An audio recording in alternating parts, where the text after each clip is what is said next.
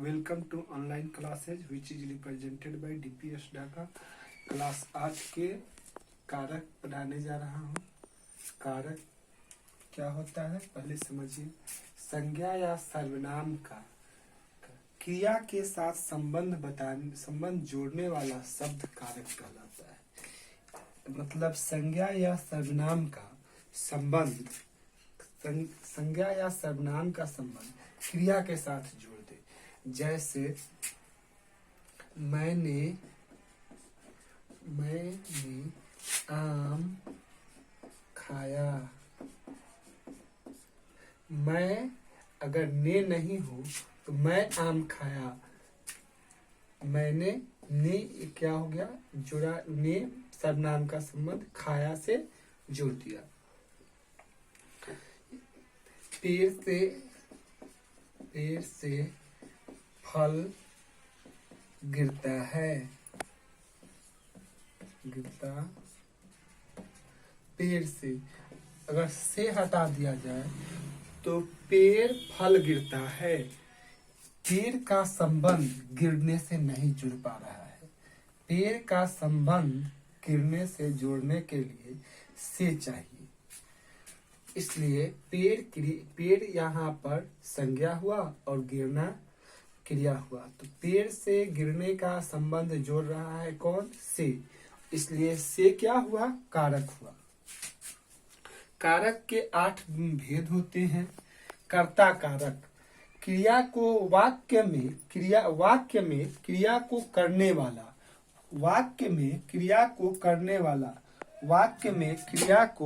करने वाला कारक कहलाता है। कारक पहचानना हो तो उसमें कौन लगा के पहचाना जाता है।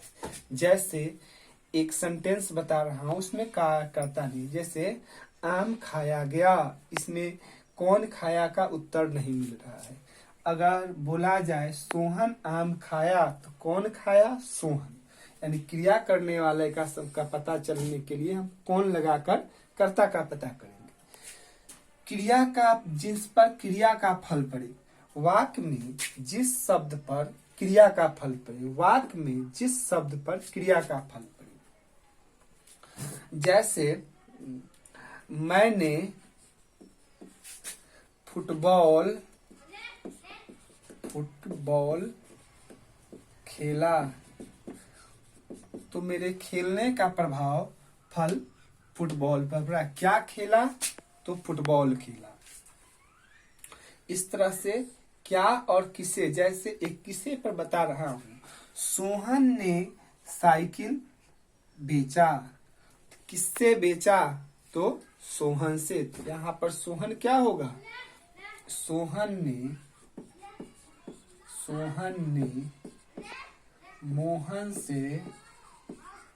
मोहन से साइकिल बेचा। क्या बेचा, तो साइकिल बेचा, कर्म हुआ।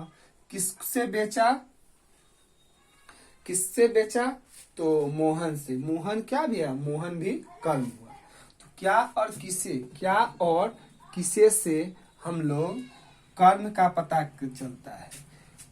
और कर्म के वाक्य में क्रिया का फल कर्म पर पड़ता है तो उसे हम कर्म कारक कहते हैं। क्रिया करने का साधन जिसके द्वारा कोई क्रिया संपन्न होता हो वह करण कारक कहलाता है। जैसे मैं चाकू से फल काटता हूँ।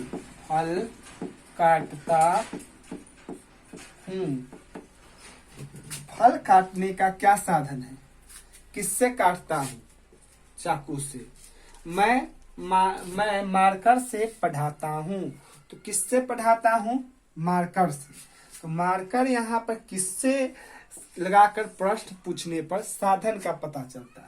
और क्रिया की करने का जो साधन होता है वह करण कारक होता है। यहाँ पर क्रिया करने का साधन चाकू है। इस चाकू से काटना का संबंध कौन बता रहा है, से। चाकू कौन सा हुआ, संज्ञा से संबंध बनाया। किस रूप में बताया, से। किस लिए बताया, साधन के रूप में। संप्रदान जिसके लिए क्रिया की जाए। जिसके लिए क्रिया की जाए, जैसे यह पेन बच्चों के लिए है, यह पेन या यह मिठाई बच्चों के लिए है, बच्चों के लिए है। अब समझिए, यह मिठाई बड़ों के लिए नहीं है। सिर्फ किसके लिए किया जा रहा है? यह मिठाई सिर्फ किसके लिए है? किसके लिए किया जा रहा है? बच्चों के लिए। किसको बांटा जाएगा? बच्चों को बांटा जाएगा। यानी किसी जिसके लिए क्रिया की जाए, बच्चों के लिए यहाँ पर क्रिया मिठाई देने का क्रिया बच्चों के लिए किया जाता है। तो यहाँ पर जिसके लिए स्पेशली क्रिया किया जाए वह संप्रदान होता है। आपादान से अलगाव का बोध होता है। आपादान से अलगाव, तुलना का बोध होता है। जैसे मोहन से श्याम लंबा है, तो दोनों के लंबाई को अलग अलग कर रहे हैं। दोनों के लंबाई को अलग बताया जा रहा है। एक का लंबाई होना बड़ा, एक कम। पेड़ से पत्ता गिरता है, पेड़ से पत्ता गिरता है। यहाँ पर पेड़ से पत्ता अलग हो रहा है। अलगाव का बोध हो आपादान से। संबंध दर्शाने के लिए काकी, जैसे राम का भाई श्याम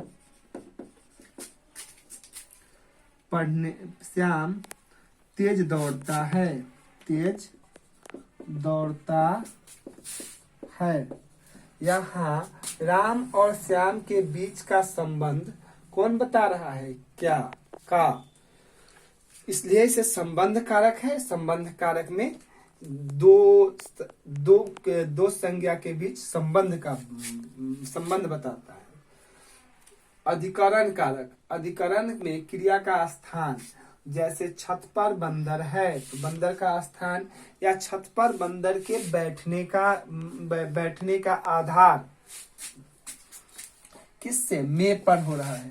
पानी में मछली है, पानी में क्रिया का आधार क्या है? पानी में क्रिया का होने का आधार क्या है? में। अधिकरण स्थान या आधार बताता है। संबोधन किसी को संबोधित करने के लिए प्रयोग किया जाता है। जैसे किसी को बुलाना हो तो हे, अरे तुम, अरे सुनो इधर, ओ क्या कर रहे हो, इससे हम किसी को संबोधित करते हैं। इस प्रकार से क्रिया का कारक का 8 हुआ, 8 भेद हुआ। सबका विभक्ति चिन्ह अलग होता है। कर्ता ने का विभक्ति चिन्ह भूतकाल में ही यूज होता है, बाकी में यूज नहीं होता है। धन्यवाद।